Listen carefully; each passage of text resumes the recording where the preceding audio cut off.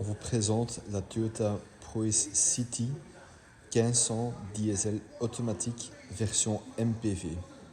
La version MPV qui se spécifie avec les jantes en alliage, comme on les voit ici, les jantes 16 pouces en alliage, vitres surteintées,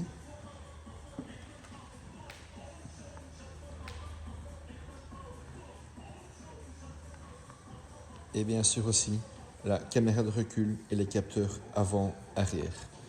Les réservoirs de diesel ou de l'essence s'ouvrent en poussant ici.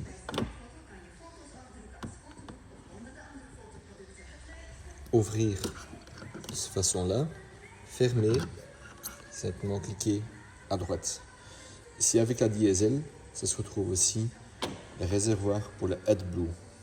En fermeture, simplement fermer et les verrouiller. L'ouverture des portières se passe en poussant le bouton ici. Vous voyez à ce moment-là, les rétros vont s'ouvrir.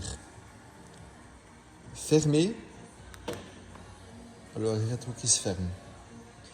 On a aussi le moyen pour déjà activer les phares de distance en appuyant le bouton ici. Vous voyez à ce moment-là que les phares s'allument.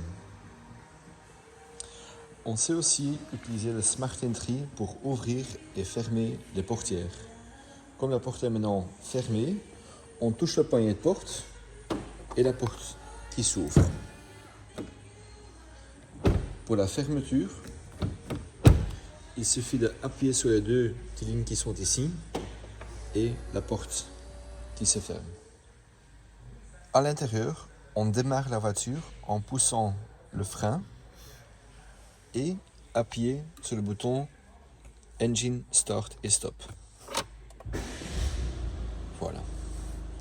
Sur la portière gauche, on a la commande pour les vitres et les rétroviseurs.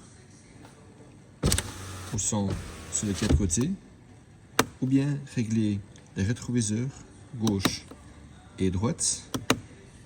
Et alors, on peut les bouger ici comme on veut, ou bien cliquer en bas et alors les rétros qui se ferment, à nouveau. Pour ouvrir, faire la même chose. Ici, c'est le bouton pour régler la hauteur des phares. Elle se trouve maintenant sur 0. En principe, on peut toujours le laisser comme ça, sauf si on est vraiment fort chargé.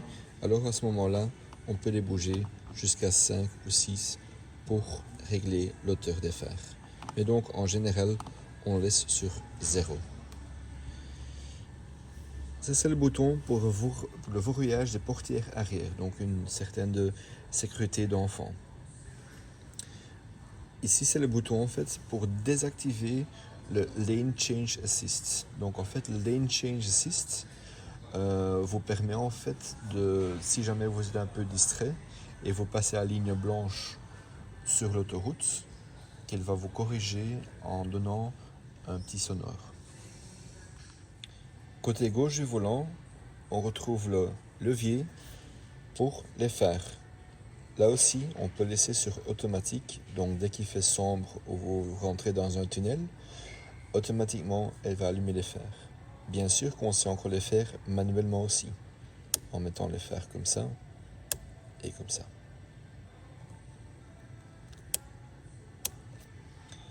L'autre côté, on a la position pour les essuie-glaces. Là aussi maintenant, elle se retrouve sur position auto. On peut la désactiver ou bien le mettre manuellement à la vitesse qu'on veut. Et là, donc en principe complètement en bas et elle sera allumée. Vous le retrouvez aussi là-bas. Le levier pour le cruise control ou limitateur de vitesse. Donc on fait le choix derrière le volant pour ou bien utiliser le limitateur de vitesse ou bien le cruise control. Et comme ça, on va activer la vitesse qu'on roule.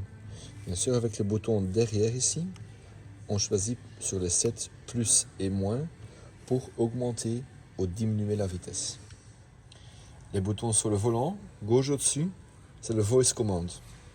Avec ces boutons-là, on peut entrer une adresse avec la voix en fait pour navigation et aussi bien pour le Bluetooth, appeler le nom que vous voulez appeler. Les boutons ici, c'est pour le volume de la radio, diminuer et augmenter. Et le scroll ici, ça c'est pour régler l'ordinateur de bord. Avec les boutons à droite, c'est spécifiquement pour la radio et pour raccrocher ou décrocher dès qu'on reçoit un appel. Ici, on scrolle avec dans toutes les chaînes qu'on sait bien capter. La liste, ça c'est la liste de stations. Donc toutes les chaînes qui s'est bien captées sont là-dessus. Et avec source, on change de AM, FM, DAB, USB au Bluetooth streaming. L'écran tactile, on sait utiliser la radio, les paramètres du véhicule et la navigation. On a aussi ici une vue en fait sur la connectivité et aussi bien Apple et Android CarPlay. Ça c'est les paramètres en général. On peut utiliser 3 profils en fait pour changer la langue, etc. Et aussi bien le téléphone. Sur la radio, on a ici en fait les 5 ou 6 présélections qu'on peut mettre.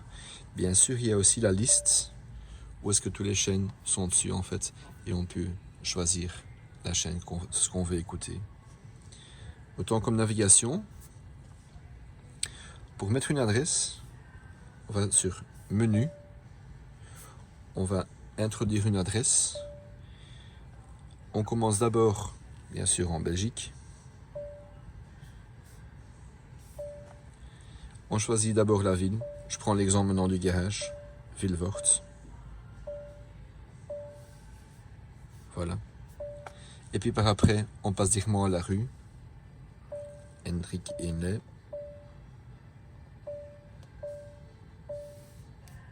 Voilà.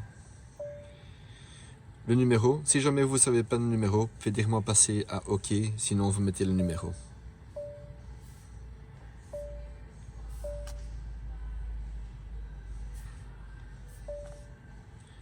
Voilà.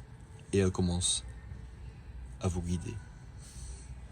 Sur l'écran, on voit aussi la caméra de recul. En mettant le poumon de vitesse en arrière, on voit que la caméra s'allume.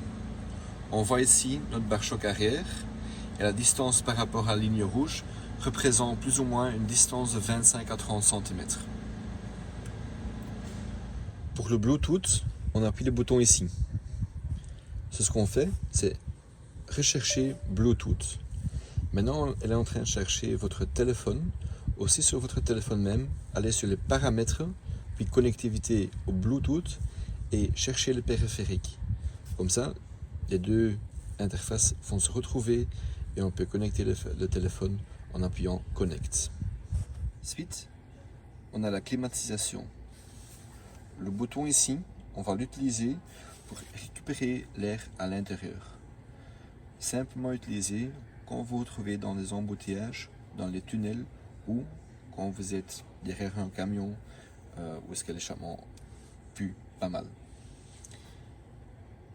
Ici, c'est pour changer la position où est-ce que la ventilation doit souffler.